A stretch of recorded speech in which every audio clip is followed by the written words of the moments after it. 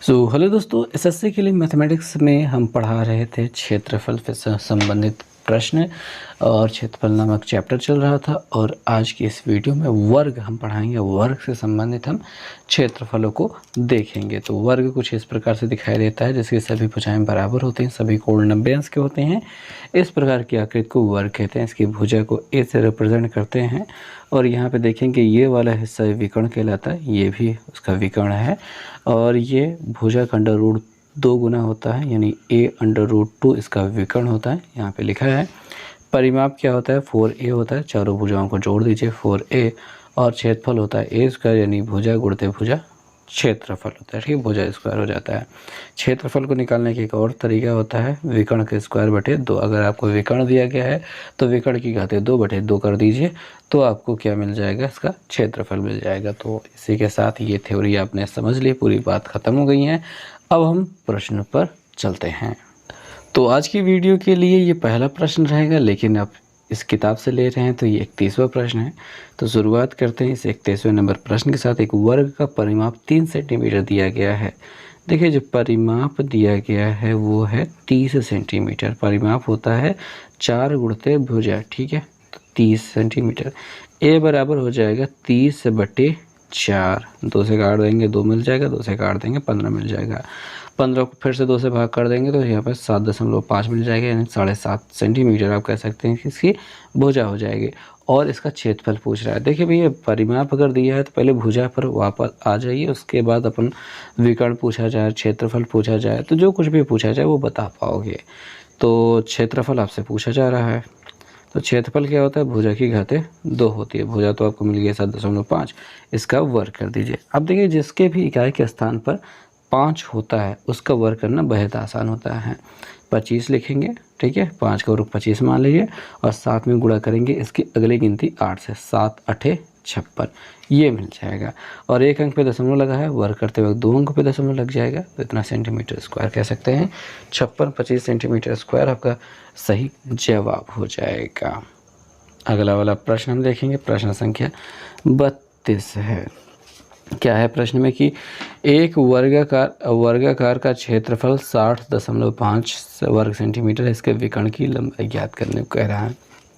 तो देखिए, क्षेत्रफल और विकर्ण से संबंधित आपको एक फार्मूला हमने बताया कि विकर्ण जो भी हो उसकी घातें 2 करके बटे 2 कर दिए तो आपको क्षेत्रफल मिल जाएगा। तो यहाँ पे क्षेत्रफल तो आपको दिया गया है 60.5, तो हम यहाँ पे क्षेत्रफल की जगह पे 60.5 रखते हैं, बराबर विकर्ण को हम विकर्ण ही लिखेंगे, बटे 2 लिखेंगे। 2 से इधर गुणा हो जाएगा, 2 पंचे 10 का 0 हाथ से लगे 1, 0 हो जाएगा, उसमें 2 0 में 0, उसमें 1 जुड़ जाएगा, और 2 6 12, और एक अंक पे दशमलव लग गया, बराबर विकर्ण की घातें 2 हो रहा है। विकर्ण की घातें जो 2 है, इधर आके अंडर रूट बनेगा, तो विकर्ण बराबर क्या हो जाएगा, अंडर रूट हो जाएगा 121। दशमलव 0 से कोई मतलब नहीं है, क्योंकि दशमलव के बाद अगर 0 है तो कुछ बचा नहीं है उसके पास, वो शेष नहीं रहेगा, मतलब कुछ है नहीं उसके पास। तो 11 सेंटीमीटर आप इसका विकर्ण कह सकते हैं। ऑल राइट, ये समझ में आ जाने के बाद 33 नंबर क्वेश्चन में कुछ करना नहीं है। आप देख पा रहे हैं कि किस चीज़ के क्षेत्रफल उसकी भुजा के वर्ग के बराबर होता है। इसका सही जवाब रहेगा वर्ग का। 34 नंबर क्वेश्चन देखेंगे कि 2 वर्गों के विकर्णों का अनुपात दिया है 5:2। ये विकर्ण का अनुपात दिया गया है, विकर्ण का अनुपात दिया गया है। और इसके तो वर्ग के क्षेत्रफलों का अनुपात, अगर आपको क्षेत्रफल का अनुपात पूछ रहा है तो क्या करेंगे। देखिए, इसमें मेहनत कुछ करनी आवश्यकता है नहीं। विकर्ण नापा जाता है सेंटीमीटर में, क्षेत्रफल नापा जाता है सेंटीमीटर स्क्वायर में। देखिए, मात्रक में देखिए घातें 2 लगाया जा रहा है, बस यही विचार करते हुए 5 का वर्ग 25 और 2 का वर्ग 4 कर दीजिए। 25:4 जो मिला है ये आपका सही जवाब हो जाएगा। कुछ भी टेंशन लेने वाली बात इसमें बिल्कुल भी नहीं है। इसी तरीके से आप कर सकते हैं, घन आयतन वाली बात भी इसी तरीके से हो जाती है। 35 नंबर सवाल कह रहे हैं कि एक वर्ग की क्या दिया गया है आपको, परिधि दी गई है 40 सेंटीमीटर दी गई है, उसका क्षेत्रफल निकालना है। देखिए जो परिधि कहा गया है वो परिमाप के ही बारे में बात कर रहे हैं, और परिमाप होता है 4a और उसके बराबर दिया गया है 40। 4 से काट देंगे तो 10 मिल जाएगा भुजा, 10 हो गई भुजा। तो क्षेत्रफल क्या होता है?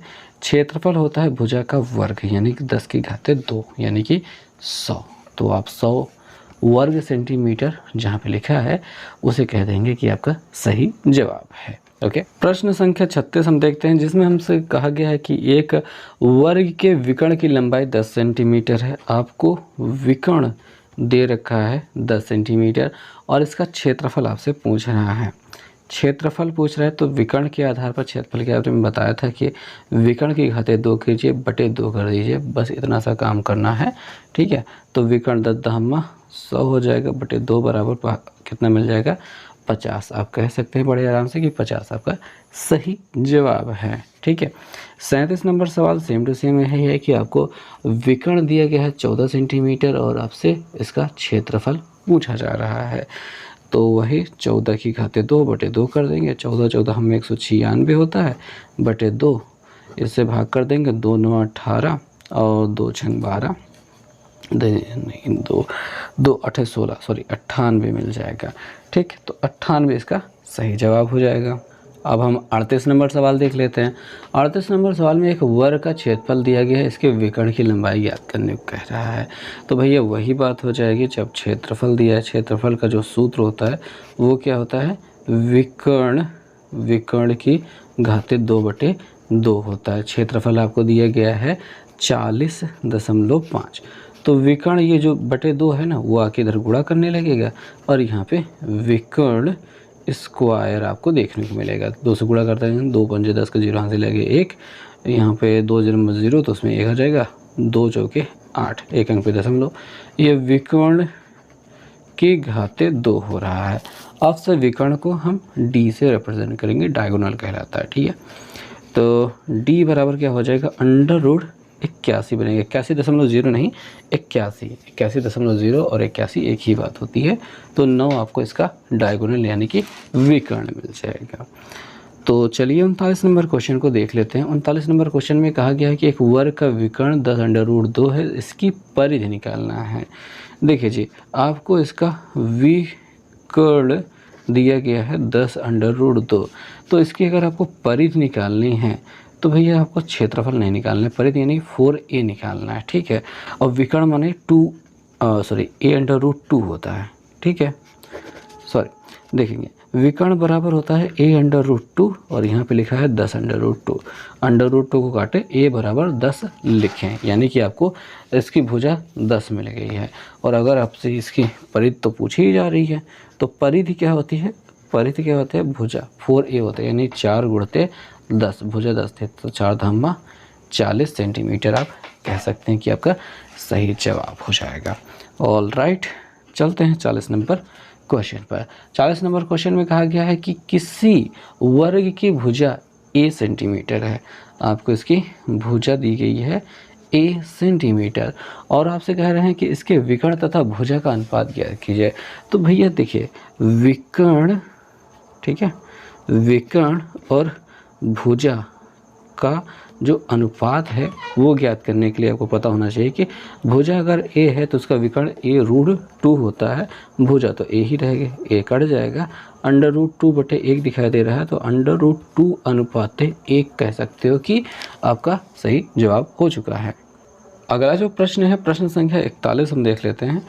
कह रहे हैं कि एक वर्ग का विकर्ण 24 है, इसका परिमाप ज्ञात कीजिए। तो वही सेम चीज़ बात है, आपको दिया गया है। ठीक है, आपको विकर्ण दिया गया है, कितना दिया गया है? विकर्ण है आपका 24। तो भैया विकर्ण क्या होता है? वो होता है a रूट 2, इसके बराबर 24 होगा, तो a बराबर क्या हो जाएगा? 24 बटे रूट 2 हो जाएगा। रूट 2 से ऊपर नीचे गुणा कराना पड़ेगा, थोड़ा सा इसमें मेहनत वाला ही काम हो चुका है। तो भैया ये 24 रूट 2 रहेगा और नीचे अंडर रूट 2 का गुणा 2 हो जाएगा, 2 से काट देंगे, कितना मिल जाएगा? 12, यानी कह सकते हो कि 12 अंडर रूट 2 हो जाएगा। क्या? ये इसकी भुजा है। और जब भुजा आपको प्राप्त हो चुकी है तो इसका आपसे परिमाप ही तो पूछ रहा है। तो जो परिमाप होता है वो क्या होता है? 4 गुणित भुजा होता है। तो 12 चौके 48 अंडर रूट 2 कहिए।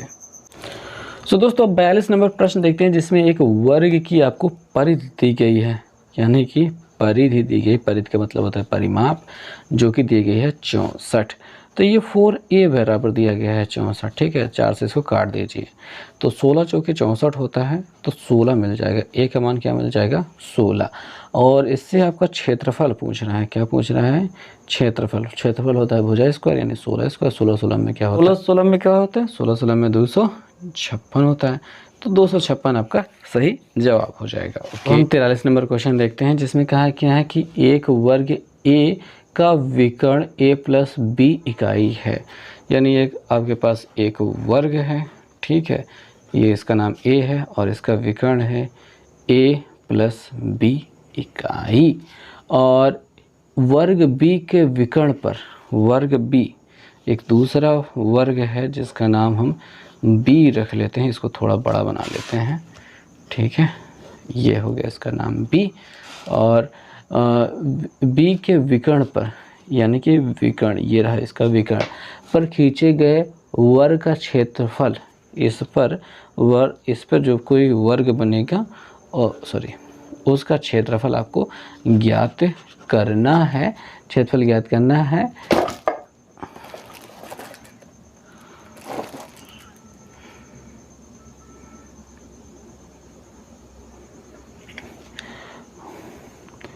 क्षेत्रफल कितना होगा?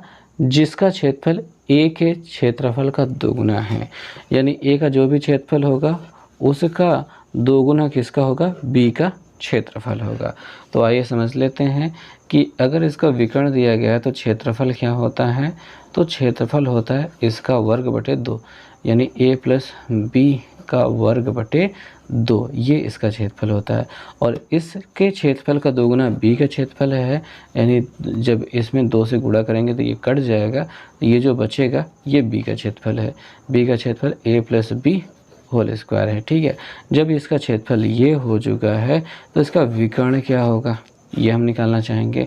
सूत्र क्या होता है? क्षेत्रफल बराबर विकर्ण स्क्वायर बटे 2 होता है, ठीक है। इसके लिए भी अब इसका तो क्षेत्रफल आपको पता है कि यही होता है, तो यहाँ पे a plus b whole square रख दिया और यहाँ पे जो 2 है इसको यहाँ आगे पहुँचा दिया और क्या लिख दिया? विकर्ण की घाते 2। अब विकर्ण की घाते 2 हो गया। विकर्ण का यहाँ पे ये स्क्वायर को इधर नहीं भेजेंगे, क्योंकि आपसे प्रश्न में यही पूछ रहा है कि उस वर्ग के क्या करना है? विकर्ण पर वर्ग b के विकर्ण पर खींचे गए वर्ग का क्षेत्रफल क्या होगा। तो उस पर विकर्ण के वर्ग का क्षेत्रफल यानी विकर्ण का वर्ग ही आपसे पूछ रहा है। तो ये जो हो जाएगा वर्ग का विकर्ण हो जाएगा। आप कह सकते हैं कि पहला वाला विकल्प आपका सही है। हो सकता है इस प्रश्न को मैं अच्छे से ना समझा पाया हूँ, क्योंकि यहाँ पे शब्दों का खेला ही सब कुछ है, महत्वपूर्ण बात है, बाकी सब तो ईजी है। तो चलो ठीक है, आई होप आप समझ गए होंगे।